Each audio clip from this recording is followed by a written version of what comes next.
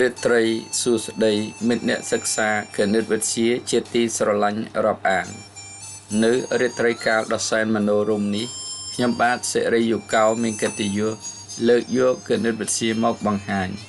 ដូច្នេះសូមរីករាយសិក្សាទាំងអស់គ្នាដូចតទៅលំហាត់ទី10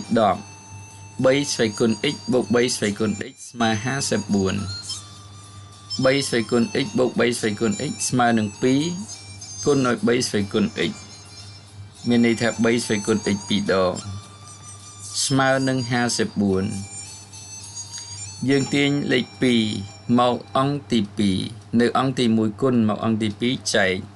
54ចែកឲ្យ2ស្មើ27អង្គទី1នៅសល់3ស្វ័យគុណ x 27បើយើងសរសេរជាស្វ័យគុណស្មើ3ស្វ័យគុណ3 3ស្វ័យគុណ x ស្មើ3ស្វ័យគុណ3នេះ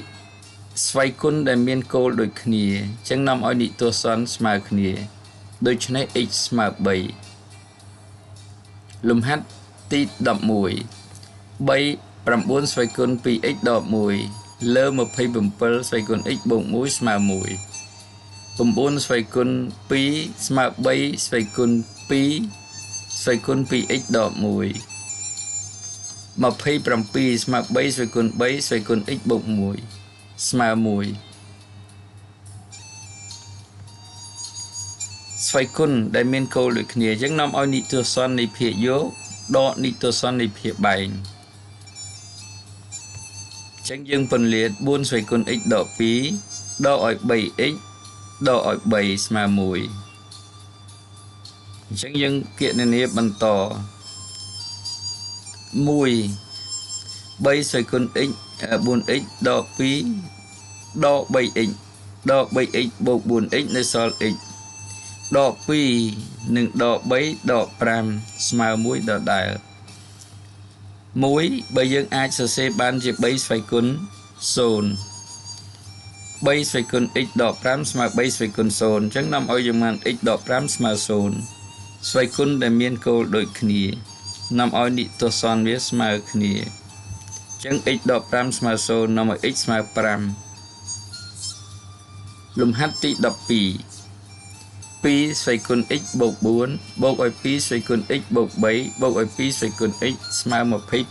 25យើងទាញ2ស្វ័យគុណ x 2ស្វ័យគុណ x បូក4មានន័យថាស្មើនឹង2ស្វ័យគុណ x គុណនឹង2ស្វ័យគុណ4 2ស្វ័យគុណ x គុណនឹង2ស្វ័យគុណ3 2ស្វ័យគុណ x ស្មើ25យើងអាចពិនិត្យមើលបន្តសិន2ស្វ័យគុណ x ជាកត្តាអញ្ចឹងតួទី1ទាញ2ស្វ័យគុណ x នៅសល់2ស្វ័យគុណ4តួទី2 2ស្វ័យគុណ x ទាញចេញនៅសល់2ស្វ័យគុណ3តួទី3ទាញ2ស្វ័យគុណ x ចេញនៅសល់1 2ស្វ័យគុណ4ស្មើ16បូកនឹង2ស្វ័យគុណ3 16បូកនឹង8 24 បូក1 25អញ្ចឹងយើងបាន2ស្វ័យគុណ x គុណនឹង25ស្មើ25ទាញ25មកអង្គទី2 25ចែក25ស្មើ1 2ស្វ័យគុណ x ស្មើ1នេះយើងអាចសរសេរបាន2ស្វ័យគុណ0ដូច្នេះយើងបាន x ស្មើ0ស្វ័យគុណដែលមានគោលដូចគ្នានាំឲ្យនិទាសនស្មើគ្នាដូច្នេះ x ស្មើ2ធ្វើការពេលថ្ងៃដើម្បីចិញ្ចឹមគ្រួសារ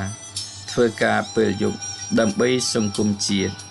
រាត្រីសួស្តីសូមជម្រាប